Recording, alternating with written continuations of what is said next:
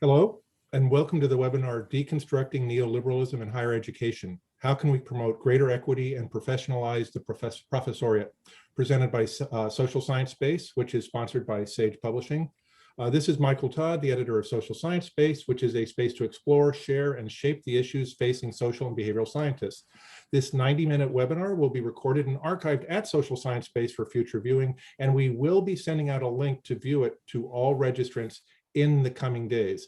And our moderator today is Nathan Rousseau, who is an associate professor of sociology at Indiana University, Purdue University, Columbus, having joined IU-PUC in 2017 after 18 years as a professor of sociology at Florida's Jacksonville University. He's the editor of Self, Symbols, and Society, Classic Readings in Social Psychology, and the author of Society Explained, An Introduction to Sociology, and the forthcoming Between Past and Future, The Struggle to Transform Race Relations in the United States.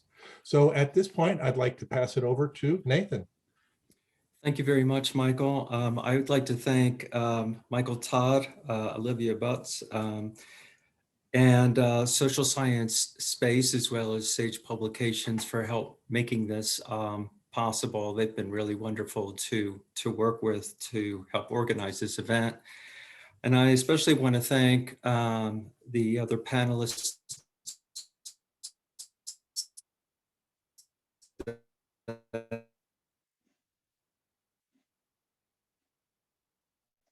of neoliberalism. Each panelist has examined this topic and presents a unique and informed perspective on it. I'm looking forward to, I think will be a very valuable conversation, and I'm hoping that we'll have about 30 minutes towards the end of this to get your discussion, your questions to be put to the panelists. I'm going to introduce the panelists right now. Dr. Anna Martinez-Alman is professor and associate dean for faculty and academics at Boston College's Lynch School of Education and Human Development. She is the editor of the journal Education Policy, and her books include Critical Approaches to the Study of Higher Education and Accountability, Pragmatic Aims, and the American University. Dr. Rodney Coates is professor of Global and Intercultural Studies and coordinator for Black World Studies at Miami University, Ohio. An essayist, poet, photographer. His academic writing includes lead author of the book, The Matrix of Society, Social Construction, Intersectionality, and Inequality. Dr. Christopher Newfield is Director of Research of the London-based Independent Social Research Foundation. His academic work is focused on critical university studies, the intellectual and social effects of the humanities, and quantification studies.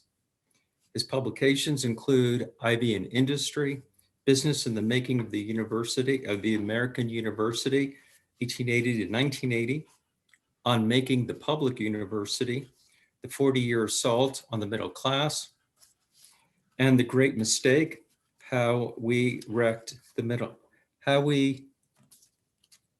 public universities, and how we can fix them.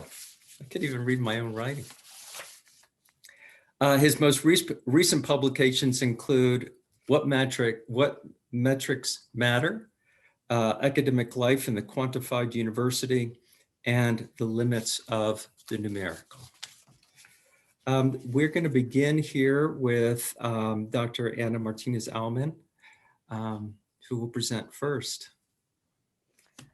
Thank you, Nathan, and thanks to Sage for this opportunity. I've drafted some thoughts here, and let's see how it goes. How's that? In a recent essay in The New Yorker, Merv Emre references Foucault's contribution to our cultural understanding of neoliberalism, remarking that no matter how we read Foucault's assertion, he was right about how neoliberal ideology was the application of an economic model to every aspect of human action and behavior.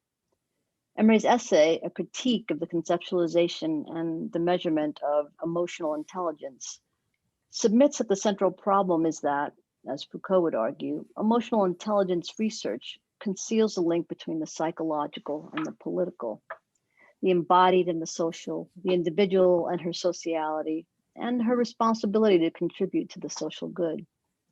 In doing so, Foucault would argue, such research relies on a conceptualization and quantification of human behavior that hides what lies beneath it. It ignores the social conditions that underlie behavior and the disciplinary forces that normalizes behavior. Further, such conceptualization of human behavior and its corresponding metrics is a normation, Foucault's term, that disciplines the individual to act rationally and to ensure individual self-interest. Reading Emery's essay reminded me of my fundamental discomfort with the neoliberalization of higher education, and in particular, its faculty. The application of economic models to the academic professional's responsibilities and obligations has turned a quasi-vocational profession into an occupation in which every work-related action has a cost-benefit assigned, every behavior is marked by risks and benefits to the overall accounting of tangible, measurable outputs. Because the primary goal of the neoliberal university is to make best use of its resources, it must engage in disciplinary normation so that the faculty, its key resource, can and will respond accordingly. A most deleterious and ironic effect of neoliberal normation of the academic profession is the loss of our autonomy, individual and collective professional autonomy that is at the heart of our guild DNA and our evolution as a profession. Faculty autonomy, and by this I mean scholarly freedom that is guided by reason and responsibility, is not engaging in a no-holds-barred behavior that undercuts academic integrity. Faculty autonomy is a professional independence through academic freedom, the consequence of a tacit social contract that obliges us as faculty to contribute to the public good. But it appears that the neoliberalization of the university and consequently the academic profession has lost its fidelity to that social contract. One could argue that perhaps maybe it's time to renew this commitment. For tenure track faculty, the remaining few of us, a consequence of the neoliberalization of post-secondary education in the US, a phenomenon alien to older generations of faculty and very normal for new generations, is the contraction of intellectual and scholarly decisions in order to make good on our university's productivity metrics. We are more likely to stay in prescribed intellectual lanes now, to steer straight ahead and resist the off-ramps that spark curiosities that can lead us down pioneering paths toward new ways in which to serve the public good. There's no place in the neoliberal university for such inefficiency. We stay in our lane to attain professional achievement by publishing in academic journals and university presses whose metrics are given value that is derived not from their contribution to expanding how we see or could see and know or could understand our worlds, but rather how often each of us reinforces intellectual insularity by citing each other time and time again. Through its disciplinary productivity metrics and benchmarks for value, the neoliberal university has normalized our intellectual behavior. The effects of neoliberalism on the academic profession are clearly many, certainly very many. But I am especially worried about how our submission to productivity metrics limit our intellectual scope, and in doing so, limit our capacity to make good on our social contract. The contraction of scholarly reach limits our ability to identify new perspectives, new theories, new scientific insights that improve the quality of our worlds. It creates a blind spot that makes it impossible to see the authors of those off-the-highway visions, those scholars who have not stayed in their lanes, so to speak. As academic professionals, the neoliberal university has disciplined us to manage our contributions to the public good, and we have complied. And this has me very, very concerned. Thank you.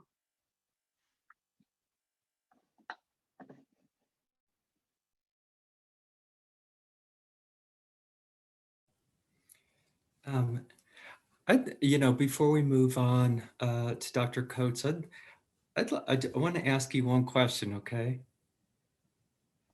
Sure. And anyone can, any one of you can come in on this if you wish.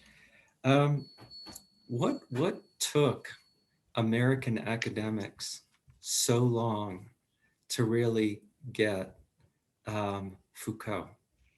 And because the warning signs were all there, he kind of tapped into it and expressed it, I think, earlier than most or many. But yeah, you got it. So Yeah, I mean, I think that, his reach into the academic disciplines varies, right? I think that certainly a shorthand for the answer here is that we can see where, for example, radical left, feminists, critical theories, which of course, they're all cousins, right?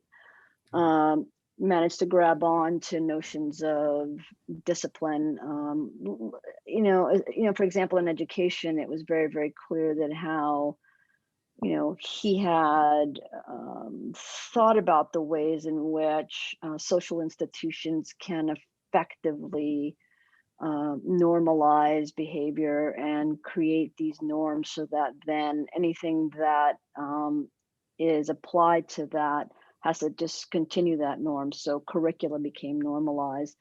yeah. So when critical theories entered the university, and in particular, we see this in the late 70s and or mid 80s, and when we see a little bit of a backlash, not a little bit, a lot of backlash towards it. But I would say that both feminist theories, radical left theories, and not both, but the three, sort of this umbrella of critical theories seep into the social sciences. I think some are earlier rather than later. Those of us who research higher education probably, since we come from philosophy and sociology and political science, we then are probably maybe a little bit earlier than most in education to that. And Foucault's hard to get. I think that many of us miss Foucault in the sense that every time I go back and read him, I think, oh, I didn't get that the first time. Or there's a critique of Foucault that I may read about, his position against, Becker's notion of how we can all behave rationally, right? And well, for me, what that means for higher education or education generally is like, right, again, are we going to place this economic model on a social institution that everyone forgets is nonprofit by nature, right? And so, but we do, because we corporatize what our social institution called the higher education, and schools for that matter, right? We see that with charter schools, which are effectively just an economist dream, or the Beckerization of public education. Yeah. Okay, thank you. Okay, Dr. Coates. First of all, thank you. And second of all, I must apologize. The state of Ohio expects me to teach every once in a while. And shortly after my presentation, I'm going to have to disappear and meet some bright young students that will be pissed that I'm in class as opposed to with you all. Let me begin as follows. And first of all, thank you for inviting me, Nathan. I really appreciate this and this panel. Today, across America, we celebrate a hard fought yet bittersweet victory as the people's demand for justice was heard and a killer was found guilty. But the crime that signaled the last straw for millions of Blacks and their allies was nothing. It's only the most recent salvos of a struggle that has been going on for over 400 years. the struggle to recognize the basic humanity and the right to exist of Blacks and Native Americans and Asians and Hispanics, the struggle to uplift the tired, to redeem the ridiculed, and to restore the downtrodden. It is a struggle to acknowledge the right of people to love who they choose to, regardless of gender or sexuality, the struggle to freely exist and not adapt to another's definition of what and who you should be, the struggle to dream one's dreams unhampered by the stereotypical assumptions and the limitations of another's pathology, or the fragility of another's anxieties threatened by my and our very existence. Today, we should, yes, say yes, as we cry no more, as we walk down the path where freedom and justice scream to be heard. In the process, we call into question all institutions, not just police and courts, to answer to past ills and to rectify past crimes, and to our own past systems of indifference, bigotry, loathing, and malice directed at people who are deemed different. We start by recognizing that the problems associated with the deaths at the hands of police, but also at the hands of everyday people, the escalation of which have only been aggravated by a year-long crisis known as COVID-19. But we must assert that the COVID crisis is not the cause, but the catalyst of systemic crimes where persons of color have been targeted. Murders, both physical and spiritual, have been committed within every institution within America, yet they go unnamed and unclaimed by these very institutions, often put into place to guarantee justice and freedom. While all institutions bear their own individual guilt, the collective guilt that they share must be understood as the systemically constructed web of complicity that fosters these crimes while nullifying their guilt. In this presentation, I'll look at these institutions, but in the process, recognize that they are systemically linked as siblings in the criminal justice system, the economic market system, the government policy and apparatus, religious and other mundane institutions. Higher education sits at the apex of and sits in a marriage with all these other institutions. So collectively and systemically, these structures justify and reify white identity, preserve and protect white spaces, and nullify and demonize racialized, gendered, and sexualized individual. Where should I start? Let's start with the failure of educational institutions and its embrace of neoliberalism. America's educational institution, particularly higher education, has failed consistently to embrace, educate, and promote racialized, gendered, and sexualized individuals. Historically, this failure, hiding behind such things as assimilation or unassimilable culture of poverty or biological racism, imposter syndrome, or implicit bias, and the list goes on. All the while, the same institutions have begged the question, blamed the victim, and embraced all manner of remedies, the latest of which are associated with so-called neoliberal policies. The results of all of these knee-jerking, all of these self-studies, all of the remedial and other programs has been to recognize repeatedly that the problem is with the specified marginalized group, not the institution. And so we are once again working to help the downtrodden adjust, to fit in, be successful, while the system remains intact. The structures continue to do as they were programmed to do from the offset, to rectify, to reify, to justify, and to perpetuate white space, white identities, and white realities. If we are to move forward, we must change the structures, the policies, and systems, or we will continue to make the same mistakes, commit the same crimes, and the results will be the same: the murder, both spiritual and physically, of persons of color. The survival of not only the victims, person of color, but also the system itself is linked to resolving these issues. And herein lies the dilemma, or is it the irony? Only through these types of changes and what I call in another presentation, decolonizing an institution, can we change and save the very institutions. What does this mean?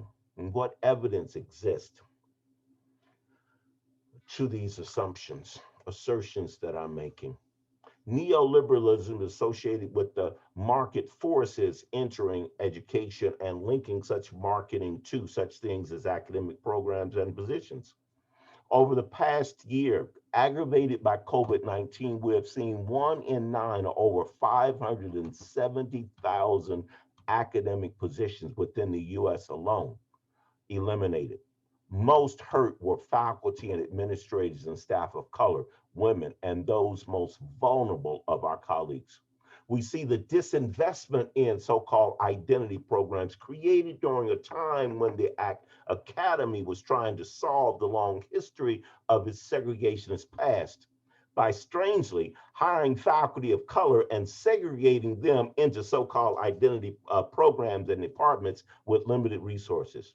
Strange, many of these faculty teaching courses on identity, diversity, racism, inequality, and often challenging white students and vigilance and spaces typically garnered few majors and much criticism. And so therefore, as neoliberalism hit universities with force, these were the first programs to be cut or to be put on the chopping block. And therefore undermined and understaffed and underfunded. Faculty and programs were told to weave gold out of straw, find majors or die slowly on the vine. I find it strange that here you put faculty of color in a situation where they must recruit majors among individuals that are most troubled and most threatened by the very messages that they are sending. And then we challenge them to compete for majors in a market-driven institution and market-driven economy, where the only thing students want to do is major in those areas that they will make buku money, all right, and marginal or limited changes, okay? So where does that leave us? It leaves us in this ironic situation, okay, where institutions, I'm going to finish with this one, where institutions find themselves struggling to exist. Why? Because that existence has been predicated upon the ever expanding base of students, which are predominantly white. And in the last 10 years, we discovered Asian and international students to fill the gap. Well, guess what? We had Trump, and Trump did what? Okay, neoliberal policies that did what? Okay, that targeted the very students that universities were trying to balance their budgets. Oh, and by the way, the rest of the world has discovered international students, and we're competing for this student base. Here is the irony. Left on the tree are still minority students, Black, Asian, non-Asian, Hispanic, okay? Oh yeah, lower class Asian students, Hispanic and Native American students, okay? In each of our states, okay? All right, that's where the survival of the university is going to be rendered, okay? Last thing, is it not strange that we are willing to spend $30,000 to $60,000 a year to lock somebody up in prison, yet we're willing to spend less than $2,000 to educate them? Oh, the neoliberal push in academia is directly associated with this war on drugs. Or was it a war on people that had accelerated the arrest of people of color? Okay, and so therefore at my institution, where 30 to 40% of its revenue used to come from the state, today only 4 to 7% of its revenue come from the state. All right, and that puts pressure on increasing tuition, so the average student graduates with $30,000 to $60,000 in debt. I could go on, but let me end there.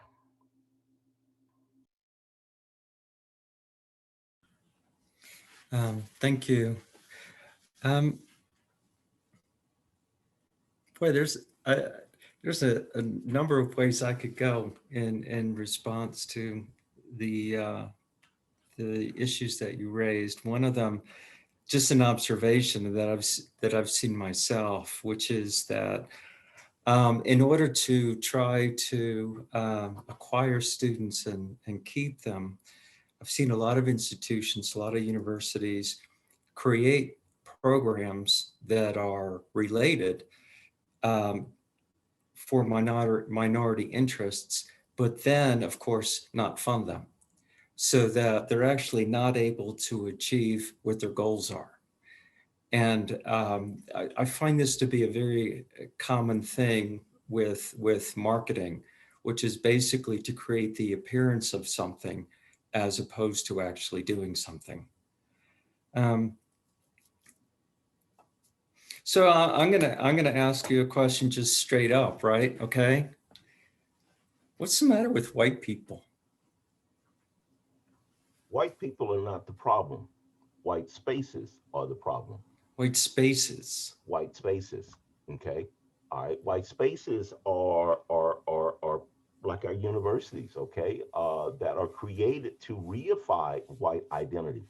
Okay. So the problem is, if I go into a standard history course, history in the United States starts with, I don't know, 1492. No, it starts several hundred years before that. Okay, when a group of natives came into this place, the history of Africa begins with European imperialism. Okay, and there is no history of a lot of peoples before they came in contact with whites. Or if I go into philosophy, the great philosophers are who? Dead white men. Okay. And no other country had any philosophers. So if I go into any of our major areas, who are the top theorists?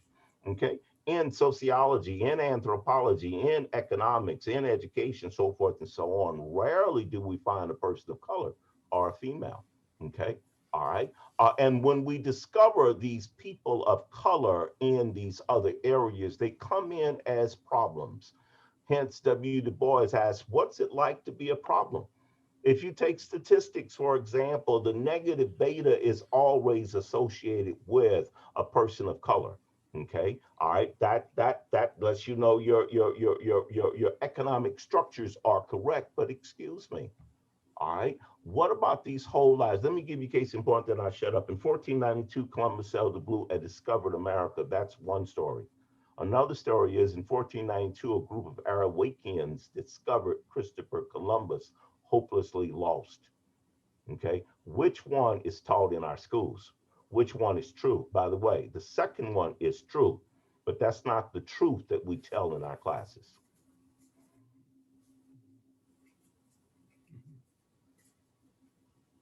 Okay, thank you.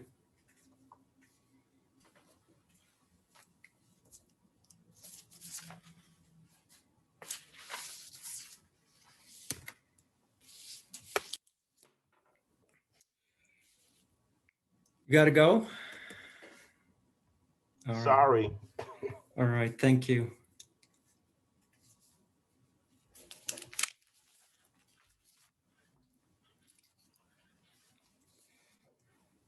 I'm going to read you something, and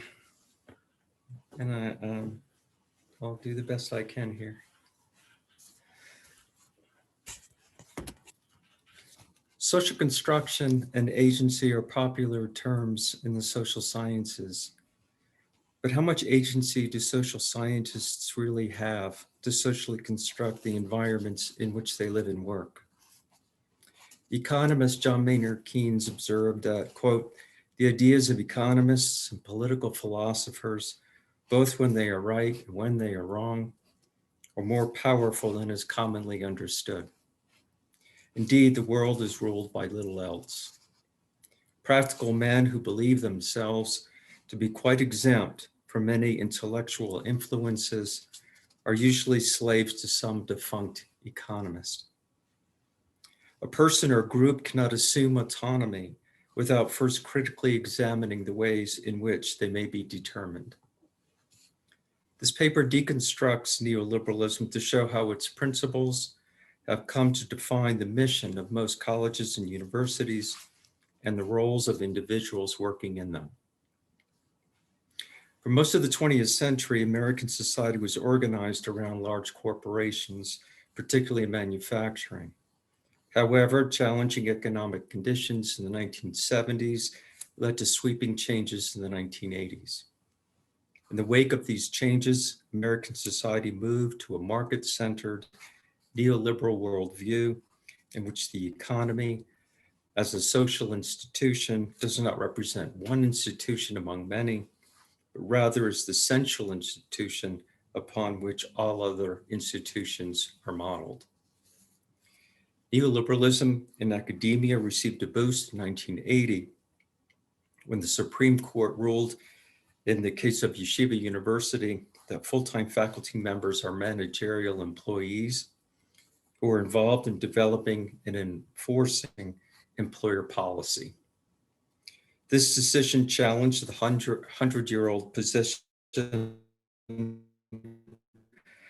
of the American Association of University Professors, which asserted that faculty are not employees of the university in a factory, but appointees of a university, which is not an ordinary business.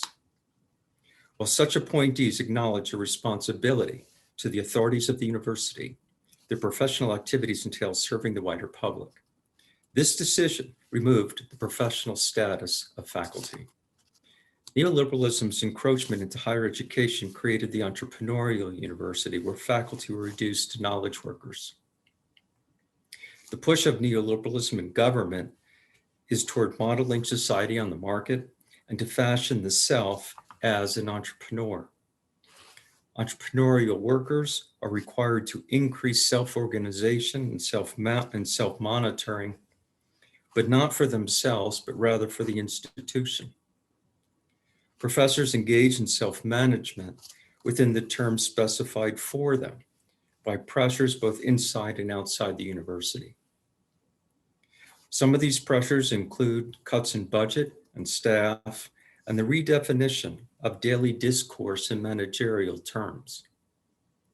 Even those cognizant of these changes are more likely today to refer to themselves as stakeholder rather than faculty.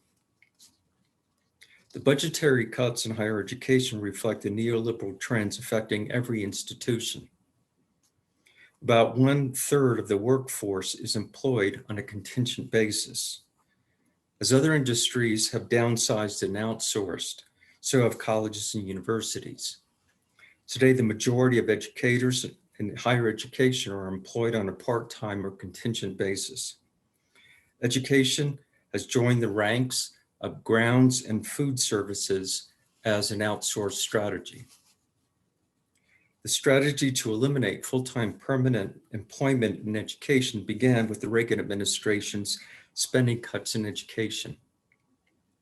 This trend caught on when industry leaders realized that the contingent labor could become a valuable and permanent management tool. Flexible scheduling has turned out to be a cost-saving measure for industry and a source of uncertainty for workers. But in neoliberal terms, uncertainty or contingency increases a worker's autonomy. Just as the Supreme Court ruled that a corporation is an individual, neoliberalism holds that an individual is a corporation. The movement toward contingency labor in education, along with public outcries for greater accountability and measurable teaching outcomes, gave rise to Centers for Excellence in Teaching and Learning on many college campuses. These centers house both university-based and outsourced organizations. Since accountability is part of the neoliberal drive in education, it should not be surprising that some of the participants in these centers incorporate market principles in their pedagogy. Terms like excellence, quality, and continuous learning or improvement are part of this pedagogy. Accountability in this sense doesn't necessarily focus on the development of higher order thinking skills, but rather on the documentation of applied procedures. One of the groups that can be found at these centers is Scholarship of Teaching and Learning. SOTL was inspired by Ernest Boyer's more inclusive vision of scholarship, which was to support and reward the richness of faculty talent for those who excel in integration and the application of knowledge, as well as those who are especially adept in the scholarship of teaching. Boyer also argued that colleges and universities should help faculty build on their strengths and sustain their creative energies throughout a lifetime. An updated version of Boyer's vision looks very different. To stay relevant to changing conditions in higher education, advocates of SOTL have worked to make faculty development consistent with institutional agendas. Some of the most prominent advocates of SOTL encourage closer ties to assessment. Hutchins et al. States, what's needed is more conversation between the two communities and more structures and tools for an integrated top-to-bottom approach to educational quality. While SOTL advocates express their support to go meta, they seem unable or unwilling to reflexively evaluate neoliberalism's impact on higher education. SOTL and other programs like it standardize course content through the implementation of rubrics. In 2015, Karen Manarin et al. Published their study on critical reading in higher education. Using rubrics, they reviewed the reading logs of their students in 4 classes. They found that, quote, the majority of students were able to comprehend course readings at a minimal benchmark level, unquote. Among their recommendations is that students should use rubrics to improve their reading skills. Most students have been learning in a standardized way prior to college, and following the same pedagogy will not improve performance. Consider the relationship between rubrics and critical thinking. Critical thinking entails comparing, contrasting, and synthesizing disparate information. Rubrics undermine the development of independent critical thinking by providing a structure of problem solving that replaces the learner's need to organize, evaluate, and piece together information. An alternative to a formulaic approach to learning would be to teach students the skills necessary to break down, evaluate, and synthesize novel information in regards to the specific discipline. Such an approach would teach students skills that are often assumed. SOTL suggests that students can learn how to think outside of the box by following the boxes laid out for them. Neither the educators nor the students seem to realize that they are working in a larger box that limits them. SOTL's model of education leaves many students where they find them. SOTL does not cultivate critical thinking, but rather reinforces a rote model of learning that prepares students and educators to fit into a series of bureaucracies that they feel they cannot control. While an SOTL advocate may ask, quote, have we not made it clear to our students that they are key pieces of the larger knowledge puzzles we discuss in class? Where along the way do we forget to bind together our students' sense of identity with their agency? If our students see themselves as powerless, we may have been complicit by perceiving ourselves as all powerful, unquote. In my view, faculty have been complicit by perceiving themselves as powerless and allowing the tenure system to erode. Consequently, the majority of undergraduate college students have instructors whose lives may be more precarious than that of their students. It is my speculation that many instructors gravitate to educational programs at these centers because they believe that the acquisition of a certificate will make a positive difference in their own life chances. Measures of accountability has become big business. There are many independent organizations today vying for the opportunity to implement their standards on college campuses. They've reduced learning to a metric They widen the gulf between intelligence and intellectualism. And while they talk about the importance of a holistic view, their aims are narrowly focused on implementing their own goals. Unlike Boyer's vision, the scholarship of teaching has not made teaching into an academically rewarded activity. What is rewarded is applied research that yields a profit. A key ingredient in successful teaching is sustained focus on curricula and student skills. The time required for these activities is undermined by having part-time professors who must drive to multiple campuses to make a living, and by having full-time professors who must document their productivity and incentivize others to create successful brands.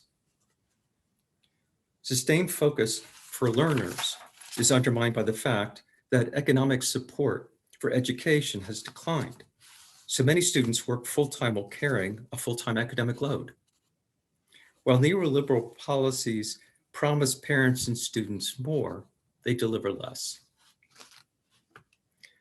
As leaders talk about the importance of quality, the tenure system in higher education has been dismantled, and with it, the means to articulate a critical voice. With the rise of a contingent workforce in education, from faculty to assessors, following routinized procedures has become the norm. As more classes are being taught remotely, once a course is set up, instructors become interchangeable. Michael Power noted that, quote, "We have lost the ability to be publicly skeptical about the fashion for audit and quality assurance," unquote. While market competition may improve quality of service, it can also commodify knowledge and lower standards, diverting resources away from learning and toward administrative activities.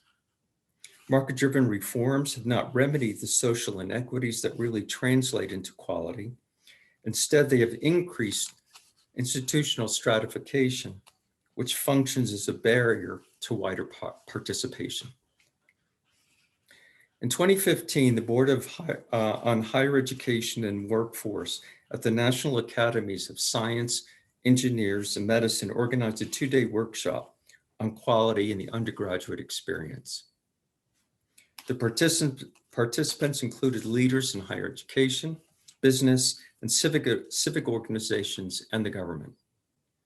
Major points made during the workshop included that institutions should move from an externally focused compliance mindset influenced by accountability discourse to one of professional responsibility. Economic metrics and graduation rates are not suitable measures of quality. The meaning of quality depends upon the mission and purpose of the institution. Colleges and universities should consider the quality of their collective impact. Quality should include the acquisition of the critical thinking skills necessary to produce an informed public. And affordability, inclusivity, and the resources to assist disadvantaged students should be included in measures of quality. The establishment of tenure was a precondition for the development of an effective faculty voice. Yet the decline of tenure, the rise of administrative oversight, the development of academic programs across college campuses that emphasize neoliberal values, all have contributed to removing the precondition that led to a system of shared governance. To reestablish higher education as an effective system to prepare individuals and safeguard society, I have these recommendations. To serve society and promote the common good, the assumption of market values is the one and only way to articulate problems and propose solutions is anathema to scholarly work. Scholarship works best in an environment of free inquiry that is subject to review by one's peers. The tenure system and academic freedom must be protected because they are a safeguard to creating an informed public and preserving democracy. Neoliberalism is an ideology that associates freedom with instability. Is there any wonder that our social institutions are unbalanced? Even before the intrusion of neoliberal values into higher education, colleges and universities displayed market failure. Higher education has always benefited the minority. Market failure occurs when supply and demand are unable to maximize the number of individuals benefiting from the market. Neoliberalism has not made higher education a more efficient market, rather it has contributed to the stratification of education. Failure to make schools better is not just due to a lack of money, but a lack of will. The way to improve the educational system from kindergarten through college is to model all schools on what the best private and Ivy League schools do already, which is create a stable environment where learning is valued.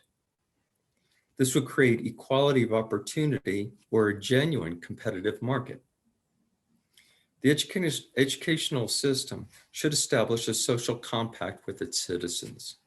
A more informed public has less economic inequality and greater political stability. One of the biggest concerns on college campuses is resources. This is a serious problem, but the pain is not shared equally. There are many campuses where administrators have significantly higher salaries and more staff than multiple departments combined. College departments should not be put into the position of competing with each other for dollars. They have more to gain by collaboration than by allowing themselves to be divided. Consequently, salaries should not be divided by discipline, but by rank. Academia today reflects the nation as a whole. 20% possess most of the resources, and the majority work on a part-time or contingent basis.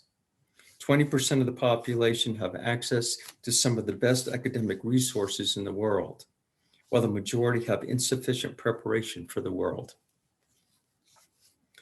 In the process of standardizing learning, one of the things that is forgotten is that the best teaching practices are not derived from acquiring specific skills and techniques, but that teaching is also a human endeavor and an art.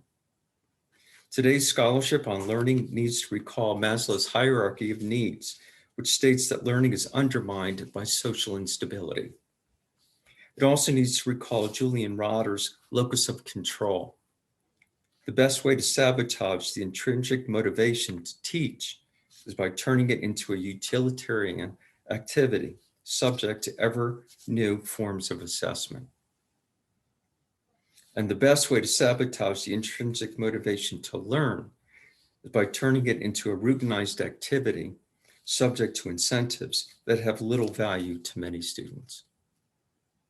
An alternative would be to allow teachers to teach so that they can evaluate each student in terms of where they are and where they need to be, and to allow students to learn by creating enriched, stable, and challenging environments. Thank you.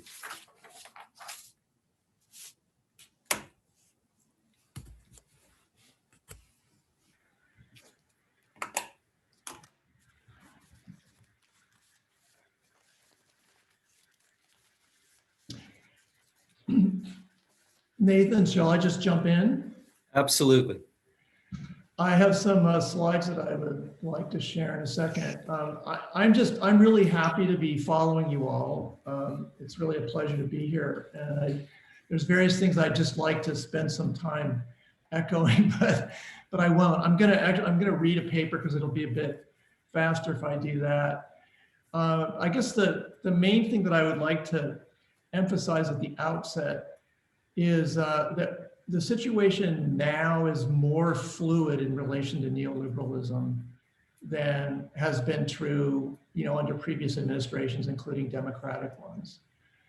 And I think an example of this is Biden himself, who, for example, doesn't think that the Chauvin verdict of guilty yesterday is the end of the issue. It's kind of the beginning, the issue of trying to deal with police violence against Black people and others. So it's also interesting to take a look at his American Jobs Plan. It's accompanied by a 12,000 word fact sheet that you can find on the White House website. that declares 4 decades of conservative economics essentially a failure for national life. This document casts Reaganomics as a mode of underdevelopment applied to the country's own working people and to its populations of color, resulting in a weakened society unable to rely on its decrepit public systems when it most needs them, as during the SARS-CoV-2 pandemic. In its rhetoric, at least, Biden's AJP aims not only to avoid the mistakes of Obama and Geithner and Summers, but also of Roosevelt and Kennedy and Johnson. It is not colorblind, but race conscious, and it promises to distribute resources in a way that explicitly redresses racial disparities.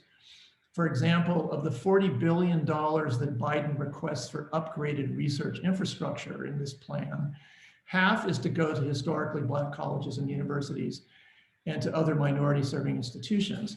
So of course, the US Senate is going to wreck this plan, but the framework is out there. I think the summary for that is that, you know, the owl of Minerva has flown in daylight.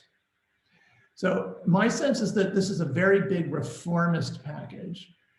And as such, it's an opportunity for the higher ed world to supplement our own still very necessary critiques of the neoliberal and the racist and the settler colonial university with plans for radical reconstruction of higher education, taking this as an opening and an opportunity to bring forward the work that we've been doing for years as a group into a much more powerful and inclusive and economically just system for higher ed. So what I'm going to do is I'm going to talk about 4 futures. Let me do the screen share. I think that'll help to see some of this. And I'm going to depress you a bit, kind of in the spirit of Nathan, in the beginning by saying why I think neoliberalism, in spite of this resistance, is kind of locked in on an economic level. I mean, I'm really a sort of a political economy person. And then I will say that there are like 3 other futures that are better, and we're all kind of already working on them. And so we're going to make some progress on that. So there's one, the familiar one is the one that I'm going to start with, and let me show that to you as that is kind of a graphic for this. The one down here, that's a mixture of kind of platform capitalism, right? Where the key feature is that democratic deliberation on the old sort of social political model is replaced by or colonized by corporate managerialism. And then it's embodied in the most powerful and wealthy economic institutions, you know, like Google and Apple that the world has ever seen. So it's obviously very influential in the political world. And then the other piece of it is the mechanisms of privatization, of absorbing collective or public resources into private decision systems and private financial systems. And there's a lot of ways that that happens, but that we don't need to worry about. So this first future is fragmented decline, and it's made from the combination of these 2 axes. It's also the business as usual track. It's kind of the joyless storyline that we've all gotten acculturated into of decline foretold, in which the future is just an extension of the trends that we've been living with over the last 40 years. In this world, inequality increases in the higher ed system until we complete the segmentation process that is already quite advanced. The high tuition financial aid model continues as it is in this future. Student debt continues to rise, although more slowly. Institutional debt also rises. Public funding remains stagnant and ripe for cuts at the first whiff of a fiscal downturn. In this system, wealthy super premium private universities continue to do extremely well with the global brands they have that rest on endowment wealth that has benefited from 40 years of financial asset price inflation as a systematic bipartisan government policy. There are about 16 of these institutions. Throw in elite liberal arts colleges and a few others, and you have a group of schools for perhaps 5% at the most of college students. Another group of colleges that are selective to some degree, maybe 400 of these in total, tread water and keep their heads above it depending on regional and other factors. Mostly these schools can attract students and manage student costs of attendance only by reducing their own net operating funds. And then there's a third group of open access colleges that includes everyone else. And this group numbers about 3,800 institutions in the United States. These will be funded as job training centers, Joe Biden style, or left to struggle, consolidate, or close in this future, right? Which is not the only one. Okay, a key issue is that these three groups of colleges produce a very different levels of learning. So group one, the elite group, offers customized programs with a lot of individual feedback. Group three is almost 100% adjunct instruction with too many students to do anything but offer generic and increasingly automated feedback. Group three students learn largely with a contingent and/or a precarious instructional force. And here's a picture of what that looks like. This is prepared by the MLA's now recently retired data guru, David Lawrence, who shows, I mean, he did this kind of remarkable study with NC State data. And what this shows is that you have to get about 2,300 institutions into the higher education universe of America, which is about 4,300, before you meet a single tenured faculty member, tenured track faculty member.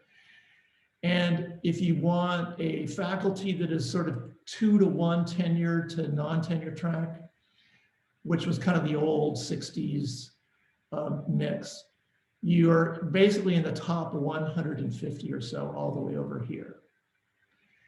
Group two, this kind of larger middle of selective schools, is closer to group three, the open access schools, than you might assume.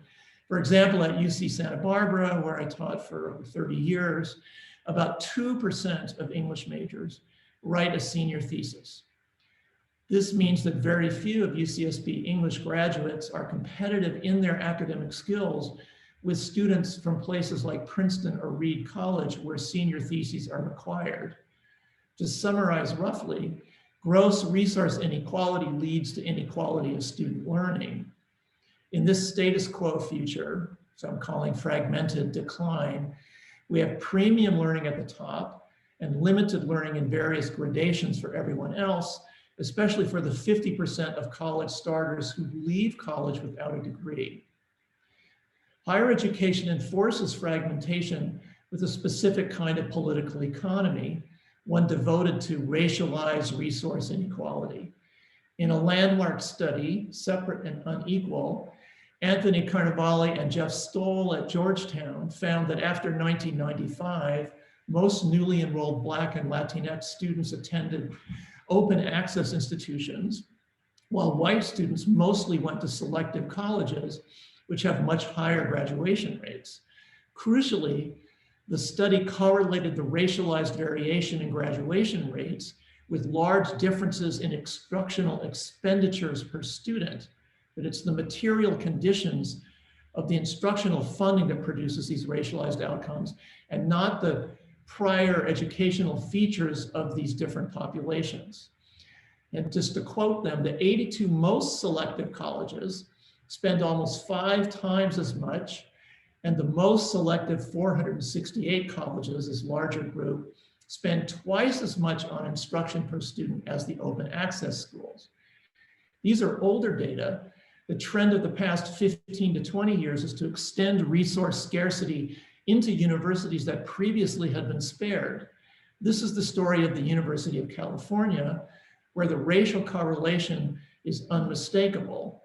I got curious about what the relationship was between the state share of personal income that went to the University of California and the racial composition of the undergraduate student body measured by the share of that student body that is white. And this is what it looks like. The brown line is the decline in the share of white students. The blue line is the decline in the share of state funding. It's measured by state per capita income, the money that people actually have in their pockets. And except for the disaster of the financial crisis, you can see it's a bizarrely one-to-one correlation. There's complicated causal arguments we want to have, but just prima facie, this is a textbook definition of structural racism. Okay, so UC resembles nearly all universities in its dedication to access, diversity, and inclusion. It's increasingly comfortable denouncing anti-Blackness and opposing structural racism. My former chancellor at UCSB issued last night a celebration of the guilty verdict in the Chauvin trial as one of a series of many comments on George Floyd case and support for Black Lives Matter as a national social movement. So it's odd that there's this discourse there, and then there's this funding structure that we're looking at on this slide here. And it sets up kind of a mystery. What is this, this contradiction? Are we just being hypocrites? To some extent, the answer to that is yes, but there's a deeper political economy functionality here. The contradiction tends to disappear when we recognize that the default neoliberal future, we're still in future one, remember, which is financial accumulation through social inequality. So it wants social inequality that defunds public institutions as the society becomes less interested in racial equality as an economic fact, but it wants to continue to support kind of a notional understanding that this decline in funding is an expression of fairness rather than of racism. And the universities are there to help this along. This theme, we call it plutonomy, can be simply summarized as giving a smaller share of returns to labor and a larger share for capital.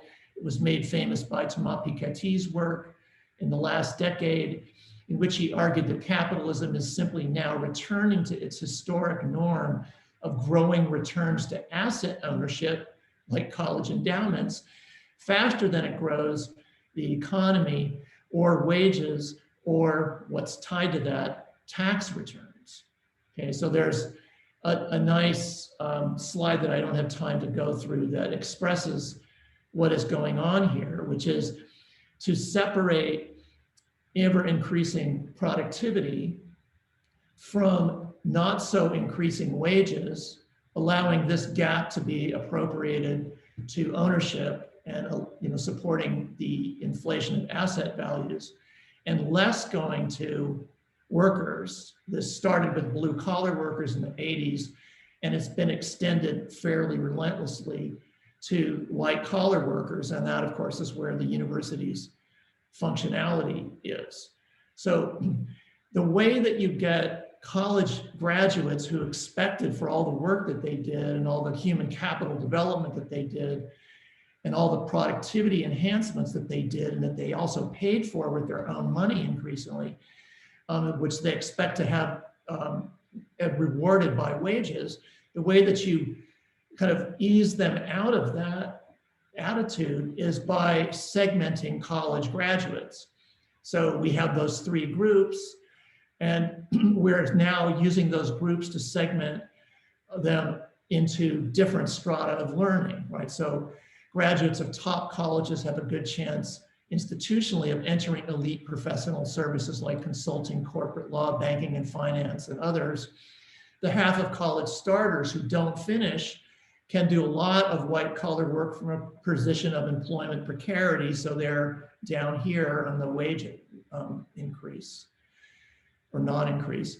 The large group who graduate from a wide range of good but underfunded public and private colleges, who expect to enter a multiracial middle class, get limited learning, which endows them with mid-level skills, which entitles them now to do professional work only under precarious conditions.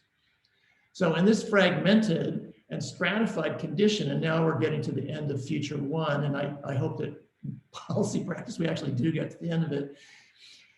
The university system creates a kind of a cognitariat, right? It Uberizes knowledge work. The university itself, we should remember, has pioneered economic precarity for professionals in the form of the contingent faculty system, which now forms the majority of college instructors. The college system creates high-skilled people and then links their high skills to low and precarious wages. If offshoring broke the wage productivity bargain for blue-collar workers, higher education helped end it for white-collar workers. It accepted economic rule over political choices, a classic neoliberal feature. It pushed competition for scarce premium places at Yale and Stanford rather than egalitarian allocation of educational resources. So we would have many Stanfords and Yales, et cetera. And it stratified educational quality. So we talk quite a bit now about the gig economy. A key origin is the gig academy.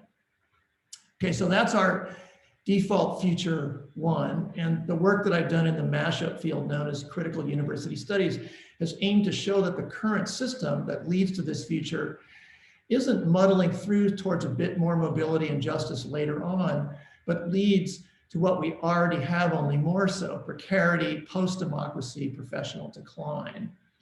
So my colleagues have also laid out. Okay, a second possible future, let's take a look at this again, is debt-free college down here. Here, the Sanders-Warren tendency builds on Biden's opening to develop college for all into a new deal for higher education, to name a pair of products within this tendency. This would generate debt-free university for all students. This can only happen as a practical matter through tuition-free university. The tax system would need a major adjustment to make this work, which will mean continuing major political effort.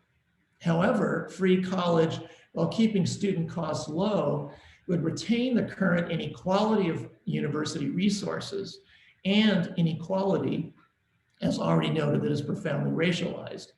So that there's an upside, but there's also a limitation here. In this second future, college would be cheaper, but also at least as unjust as it is today, since lower tuition would, without major intervention, also lower revenues. The debt-free future is educationally more mediocre for the vast majority of students. A third possible future is funding equalized. Here, various social movements use the Biden opening to push college for all towards the overcoming of structural racism and class inequality by creating equality in educational resources. This would involve a new political economy for the country. It would distribute resources to achieve equality of economic inputs across different student populations and invert those inputs according to need. So more money for less prepared students, not less money for them, as is the current case. The explicit goal in this future is equality of educational outcomes. It would use the tax system to redress injustices of income distribution, injustices that reflect the historical interaction of settler, colonial, imperial, and neoliberal forms of accumulation. This future uses the tax system for more than one kind of educational reparations. It would define educational needs and budget them accordingly, rather than use today's reverse practice of establishing budget scarcity and then allotting the education that scarcity allows. And then finally, a fourth possible future is abolitionist and aims to dismantle the current university in order to replace it with fully non-capitalist and decolonized processes of higher learning. Ideas about how this system would look would emerge in the process of their construction. These processes would be inspired by varying combinations of decolonial and anti-racist thought, including their critiques of the epistemologies of the global north. This fourth future rests on criticism of public good theories of the social effects of higher education, as among other things, being grounded in the land grant, or now renamed land grab, of the founding of public universities as an acts of colonial appropriation. The critique of neoliberalism has shown various abuses of the commons. In his new book, In the Shadow of the Ivory Tower, DeVary Baldwin shows how public colleges have used their nonprofit status to support private developer control of the city.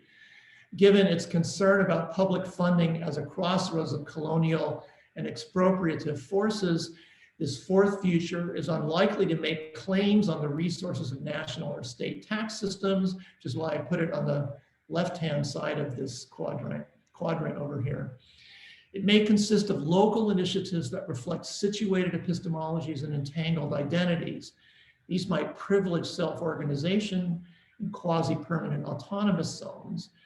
These activities are likely to take place in civil society and would be private in that sense, although collectively and communally organized. So it would be a kind of private organization that would be much cooler than the way what we're currently thinking, much more democratic. They would have many models to draw on for organization, including cooperatives, freedom schools, storefront colleges, bootleg universities, and social movement services. So it's a mistake, I think, this is a kind of one of two things I'm going to end with. I think it's a mistake to put futures 3 and 4 into conflict with each other, as it sometimes happens. They are different, but they overlap. And I think the same is true with 2 and 3. Debt-free seems like a halfway measure, and it is, but it's major, massive reform, a political upheaval whose achievement can lead to other things. So I'll end with where these other futures lead, and this is kind of a mixture of all three. I don't want to separate them out at this point, but have them sort of join hands.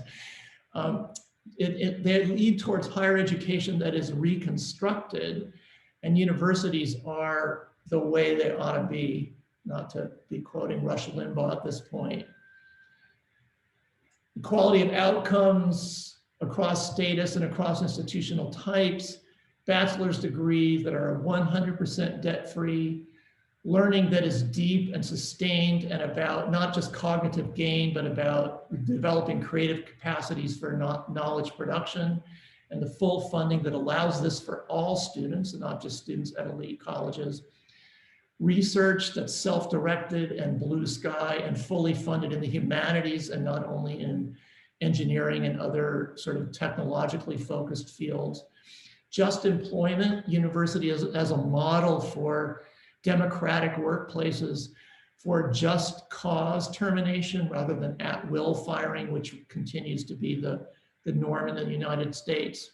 And then last but not least, something that my colleagues have mentioned around faculty feeling powerless or acting powerless, democratized academic governance, which may mean at some point the elimination of boards of trustees, the hiring of administrators on a part-time or contingent at need basis, with the core frontline staff, faculty and students doing a level of self-management of educational activities that we've essentially never seen in the United States.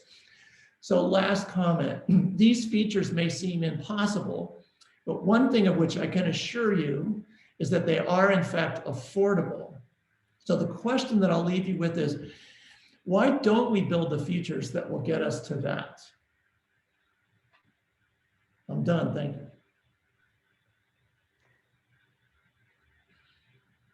Hey, may I respond to Chris or just, thanks, Chris. I mean, it's, I think you're spot on in so many ways and on so many issues.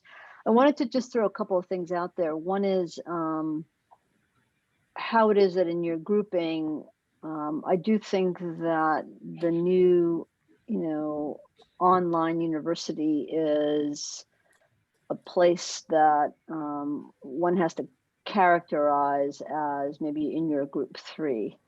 And I do think that there's a lot to be understood about what online is and isn't, but I do think that that bears mention. But what I really want to engage you with is this idea that, higher education in the United States, in any case, and solely that's the only example I'm going to use, it's either public or private, right? And the vast majority of our institutions are public, and well over 80% of them. And as public institutions, they are funded by states. The federal government funds students. And our history is such that states determine how they're going to do that, right? You know, states have their own versions of whether they have compulsory funding or not so compulsory, or they are by state constitution required to fund higher education or not. Governor Cuomo has a line item veto power over the State University of New York budget, for example. But the kicker is that the federal government acts as this backdoor kind of sort of rich uncle that through policy can actually affect how states are going to fund public higher education, in that, well, since 1980, and it pretty much started with Reagan, but it continued through the Clinton era, et cetera, states have pulled back from financing public higher education. There's been a little bit of a creep up I would say in the last 3 to 4 to 5 years, but these aren't dramatic moves.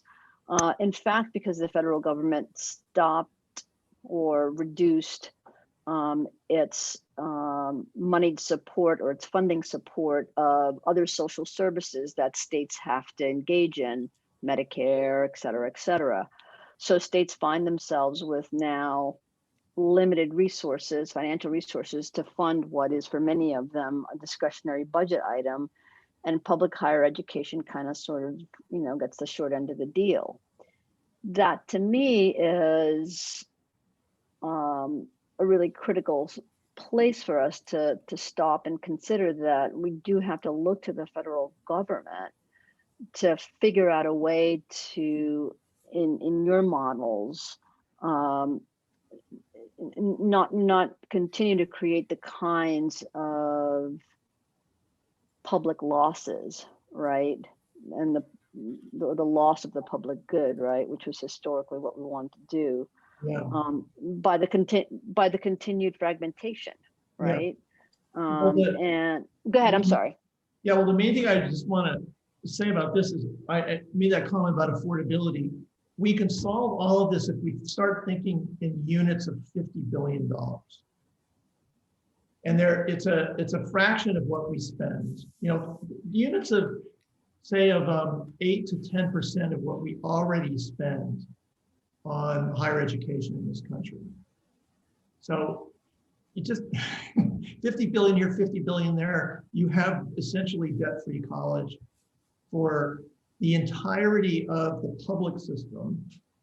And you can start talking about cutting in financially vulnerable private institutions, which I also do not want to see die, right? The folks that have a small endowment, they're regionally known but not nationally known. Right. They're right. really struggling to maintain their Right. enrollments.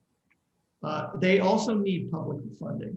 You cannot fund anything by allocating according to need, as opposed to using the market system of allocating according to ability to pay, unless you use a robust tax system to override the financial limitations. Right. That's correct. Of Right. most of your population. Right.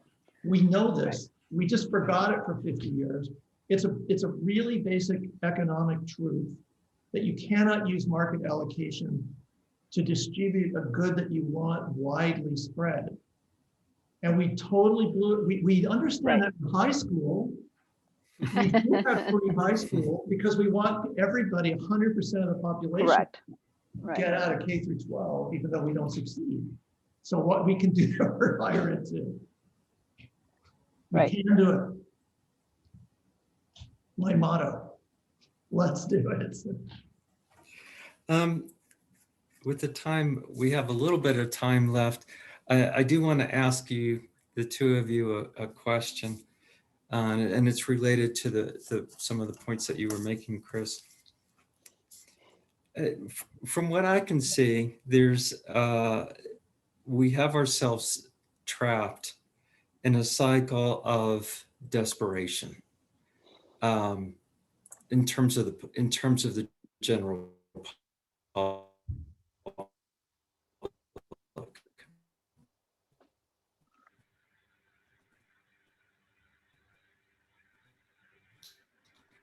in terms of the combination produces a colonized public. This increases social divisions, such as that between blacks and whites. But this is a key point, and I engage my students with this. However, the general public does not want the resources that would empower them. What do you do with that?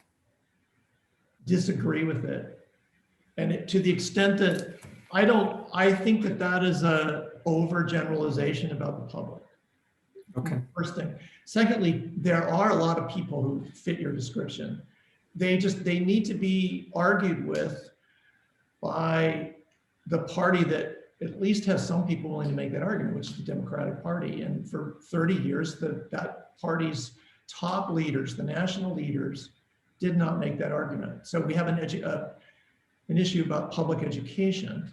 There are other pathologies in America and other societies that we also have to deal with, that this kind of liberal discourse model that I'm suggesting does not answer. So there are other strategies too, but a place to start is just is Biden really, like, this guy is not saying, let's let the market fix the pandemic, and let's let the market rebuild our infrastructure, and let's let the market decide who gets drugs, and he's not saying that anymore. He's not doing the Clinton-Obama argument. So that's progress, and we can change the general feeling of the public, I think, with years of steady re-education. Steady re-education. Which is going to come from them too, right? I mean, it's going to be it's not a national dialogue, right? But it is a multi-centered, multi-philosophically based, multi-racialized, multi-community across the country set of arguments that are now going to be more open than they've been for the last 30 or 40 years.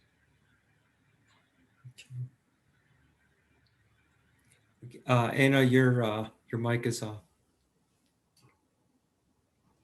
Sorry, I mean, I agree. And I just think that, it's very, very evident when we really focus on the intersection between the rise in, white nationalism and the notion of white nationalist pride with economic realities, right? And it's at that intersection that you begin to understand how it is that, it's the complexity of our relationship to the means to advance lives, live freely, do all that liberal stuff that, we know we may not want to call liberal, but that's actually what it is.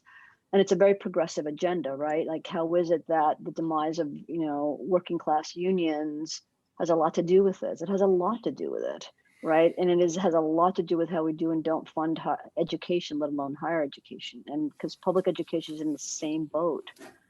I agree, the extent to which any party, be it the Democratic Party, I don't see who else would do it, can figure out how to communicate that narrative effectively is going to be key. I do think the storyline is important, but I also think that it's just getting more people into the mix rather than worrying about the artistry of it being effective. I mean, I think we've gotten kind of sold by public relations and marketing concepts in higher ed. Like, we have to hire some consultants to tell us how to talk to people. It's like, no, I know you're not saying that. I just think we should really get a bit unhinged and liberated around just the daily conversations with people and bringing this in and doing what we can on the ground with the folks that are local to us well, what do you want out of higher ed? Is it really just a job? Because that's what, Representative X is always saying, but that's not what I hear whenever you talk to me, when we're walking our dogs about your kid. You're always telling me about how great your kid is in music class. So Yeah, I mean, I guess You know, that's true for many of us, and it's not true for many other of us, right? I mean, I think that I think it's varies by class, it varies by immigration status, how we understand, our first gen students. You know, I'm an immigrant, for example, and clearly that was my first priority, was to get an education and to get a good job and blah blah blah blah blah. That's still very true, right? And so, but when I now speak to my students or even my own sons who have, benefited from having highly educated parents and living glorious bourgeois lives, as I like to remind them, their vision is different. It still has elements of that kind of financial stability, et cetera, but it certainly, their compulsions aren't the same as mine, around higher education. So, and that's class, and that's, time, context, et cetera. And for many of our students, and I do a lot of work with first gen students, no, it's still pretty much about getting a job, because they're working now to support their families and going to college. So, yeah, that's not going to change. yeah. So I completely agree with that. We have to do both, but we have put the private pecuniary benefits of university ahead to the point where it's 98% of the public discourse about why you go to college. And that is Yes. not why you go to college. That is Yes, why correct. you go to high school and then get a good 2-year degree that will really teach you how to do something practical. You go to university to basically solve problems where there aren't any rules for what to do next, which is also how vocational school should work. But college has been the place where we do that. 50% of the English majors at UCSB are students of color. Most of those are Latinas. Most of those are bi or trilingual immigrant students. 0% of them is willing to chuck their personal development for the sake of a job. I have not met that immigrant Latina Correct. student. Correct. So they are helping, they are working in the restaurant on the weekends. They are working 35 or 40 hours a week while they're going to the University of California school, push them at a huge disadvantage. All those things are real. And yet they're in, my and everyone else's senior seminar so they can become, bilingual Right. journalists to do local news in their communities that they grew up in, et cetera. Look, these aren't either ors. Like these aren't, these are aspects of higher learning. They're called higher for a reason, I guess, or at least historically it has been. Look, I'm in a Jesuit institution, and I drink that Kool-Aid all the time, because we're about forming, young people to think about, what gives them joy, what does the world want them to do, and what am I good at, right? Now, those are all very formative types of ways of thinking about higher education. And yes, by the way, I know that you're thinking about getting a job. And, for your students, for your Latino students who are, in your English seminar, yeah, it's both and. There's no doubt about that. And how it is that we can communicate that effectively, that's on us, quite frankly. And I do think that how we brand, for pecuniary benefit at the, because we do that, look, I have to, as associate dean, I have to compile all those data that say how many of our graduates go on to, and then, you have to fill in the spreadsheet. So, and I do trend analysis on this all the time. And it's interesting because one of the things that we're trying to do in the Lynch School right now is try to figure out a way that, well, how do we capture, that formative space for students, and then how do we capture how it becomes a part of them after they leave, and how it grows and evolves when they become, when they go and live somewhere else and, go to synagogue and join their whatever group, or, so yeah. Nathan, do you want to get these questions in chat into us before we stop? We are about out of time. Oh. Unless Michael tells me differently. That's Why don't we go for Nathan? Let's go for another 5 minutes, and then if possible, we might submit questions to Christopher and Anna and you and Rodney also for perhaps written responses. But Yeah. let's take another 5 minutes because I think COVID is on mind. So let's definitely Right. There there was a Karen Collette has written, how has the COVID-19 context helped us to rethink how we view or review the university and learning in the future? What role could international collaboration across higher education in the teaching of programs open up for both our students and for academics? Did you get that? Yeah, I mean, I'll do one little piece of it. As an example, I, sent up the emergency flare very, very early on because I knew that with the onset of the pandemic and how we were changing instruction modalities, et cetera, that in particular, women faculty of color and some faculty of color with small children were going to be greatly impacted, more so disproportionately than others with regard to quote unquote research productivity. So that required that I do something about it. How is it that we can think about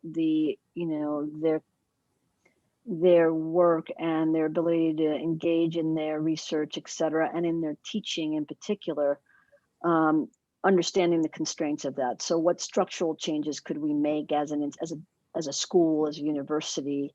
And then of course, my anticipated reaction to that phenomenon was really helped along by a lot of research by political scientists and economists who actually measured it for me. And we do see that, women on average, women with small children have lost an hour and a half a day with regard to their just their own research, and that their teaching hasn't been impacted accordingly. So what structural changes can I make for faculty of color, for women faculty who are most disproportionately affected?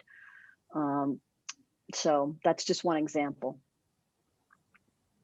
What I love about this question is the linking of these two pieces, COVID-19 pandemic and then internationalization.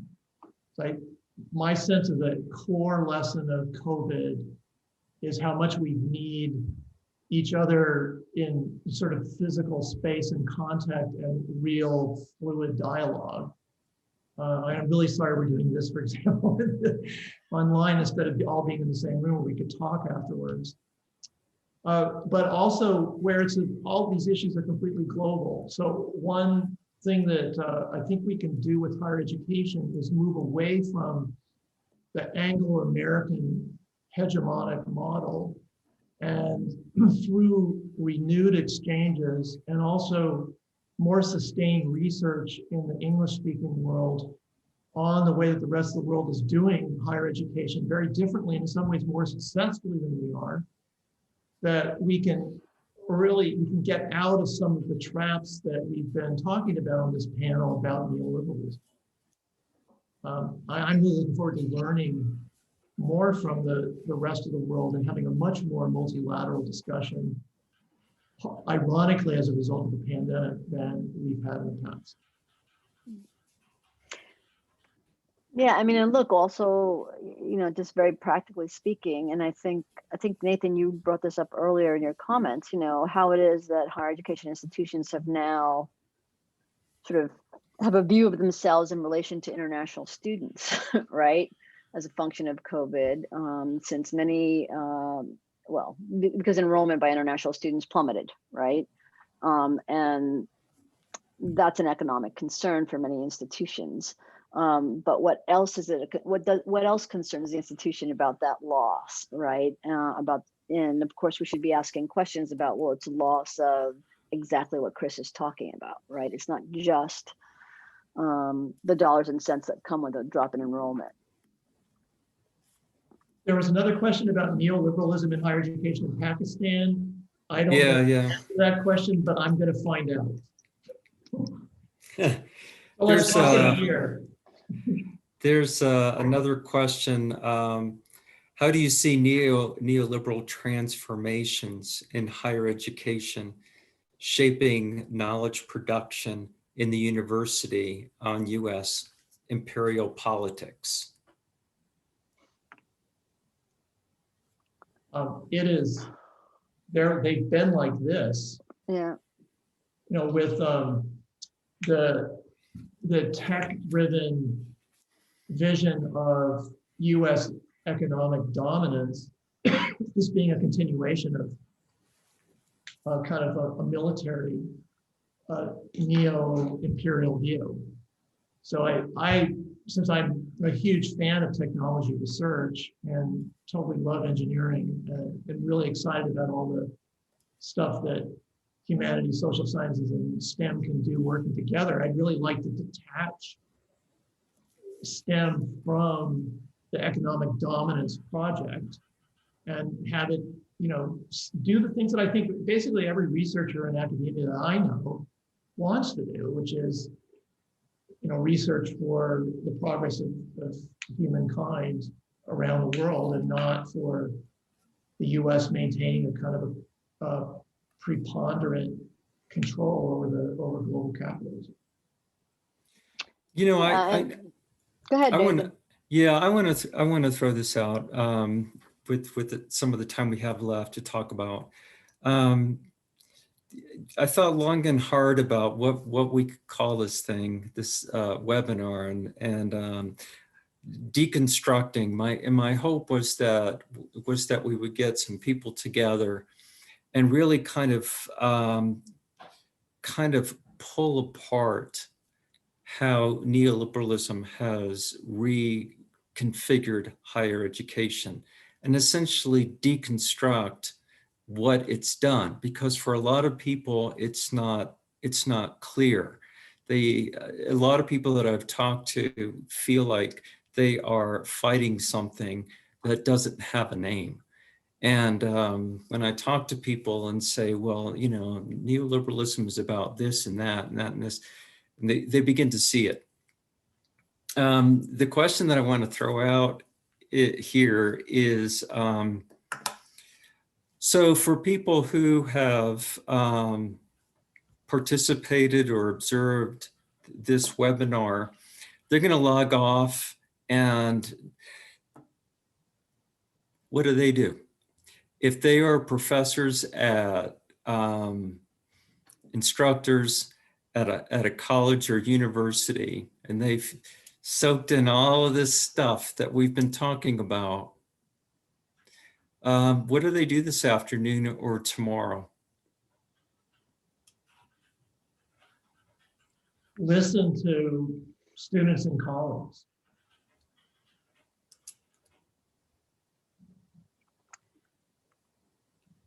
I'm always for a good subversive move. So, I mean, you know, I can just speak for myself, and this is certainly something that I talk about a lot in other spaces. It's, you know, what are the structures of the university that you can help reshape, right? In my position, I have a lot to say about how we're going to evaluate faculty performance. I have a lot of say in, you know, how it is that I'm going to be looking at faculty teaching and student learning. Do I do that, and how do I do that? And that's important, you know. So in an everyday, I mean, I do think that I always feel like I need to call myself to task to make sure that I engage in those types of acts, because it's not going to, you know, we can't dismantle it sort of whole cloth kind of thing, but we can make those types of changes, and I think as a profession and as a group we can coalesce around certain things, and you have to figure out which ones you can effectively do. We all have different spots that we can engage in that kind of structural change. There's a very old concept that this was by the sociologist Peter Berger, and I think he wrote about this as early as 1967, where he talks about society as a social paradox. In a nutshell, basically what he says is that as we create society, society creates us. And one of the things that I do is try to engage people in terms of, you do have agency. You do have the ability to change these institutions which seem so big and overwhelming. You are the institutions, but you really need to organize. Yeah, I mean, I hope Biden is a sign of things to come.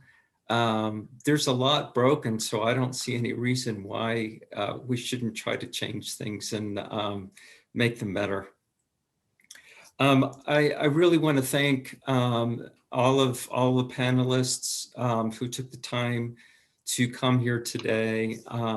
This was very interesting. Quite honestly, I found it quite fun, I have to say. And again, I want to thank the people from social science space for enabling this to happen. So with that, I'm going to say, I hope all of you have a wonderful day. Thanks, Nathan. Thanks, Thank you Chris. all. Yeah, great. Thanks, Michael. Take care. Bye-bye. Bye-bye.